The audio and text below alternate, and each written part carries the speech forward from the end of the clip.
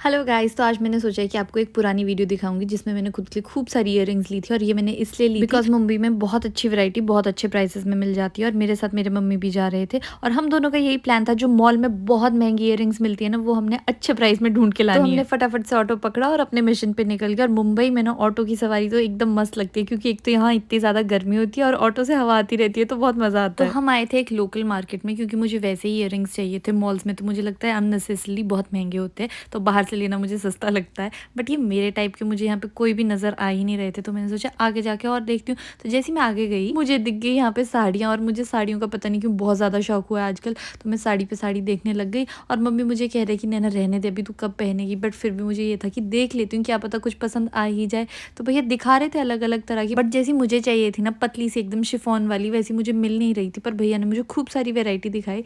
But last में जाके भैया ने एक आध साड़ी मुझे ऐसी दिखाई जिसको देख के मुझे ऐसा इंटरेस्ट आने लगा, और मैंने सोचा 2-4 मिनट और बैठ जाती हूँ, क्या पता मेरी चॉइस की साड़ी मिल ही जाए। तो मैंने खूब भैया से साड़ियाँ निकलवाई, देखती रही, ट्राई करती रही। और मम्मी हर चीज़ को मना ही कर रहे थे कि मत ले, अच्छा नहीं लग रहा है, क्योंकि मम्मी नहीं चाह रहे थे कि मैं कुछ भी खरीदूँ।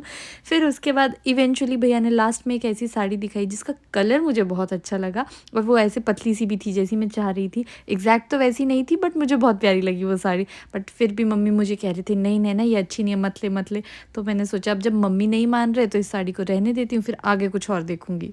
फिर जैसे ही हम बाहर निकले, मुझे ये भैया दिखे जिन्होंने अपने गले में बॉक्स पहना हुआ था।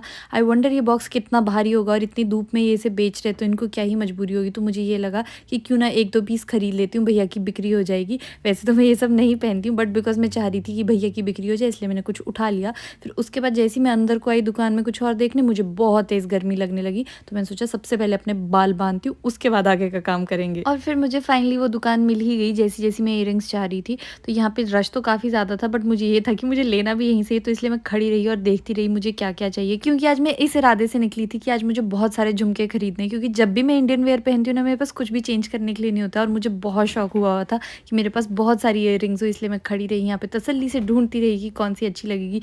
ऐसी भी ली है मैंने, और भी बहुत वैरायटी की ली है। जब घर पहुँचूँगी ना, आपको सारा दिखाऊँगी कि क्या-क्या लिया है मैंने। सो ये देखिए, मैंने इतनी सारी शॉपिंग की थी, जिसमें से कि मेरे लिए सिर्फ़ एक बॉक्स ही है, वो मैं आपको दिखाती हूँ कि क्या है। तो इस बॉक्स में है वो सारी इयररिंग्स जो मैं लेने गई थी। यहाँ पे वैरायटी मिली मुझे, और सब इतना रीज़नेबल था ना कि मुझे खरीद के बहुत ज़्यादा मज़ा आया। आपको इसमें से कौन-सा झुमका सबसे ज़्यादा पसंद आया, मुझे कमेंट करके ज़रूर बताना। वैसे मुझे ये पिंक वाला सबसे अच्छा लगा। नहीं, एक्चुअली ये ब्लैक भी अच्छा है। ये वैसे ना मैंने ये सारे इसलिए लिए ऑफ कोर्स, क्योंकि मुझे सब अच्छे लगे थे। और ये वो है जो मैंने उन भैया से लिया था जिन्होंने कंधों पे अपनी दुकान लगाई थी। और ये भी अच्छे लगे, मुझे लगा वेस्टर्न के साथ कभी काम आएगा। और सारे कलर्स के इयररिंग्स ले लिए थे मैंने, वो भी इतने अफोर्डेबल प्राइसेस में। सो गाइज़, आज की वीडियो में बस इतना ही। मुझे तो बहुत मज़ा आया। I hope you also enjoyed it. So please do like, share and subscribe. Bye bye, see you soon.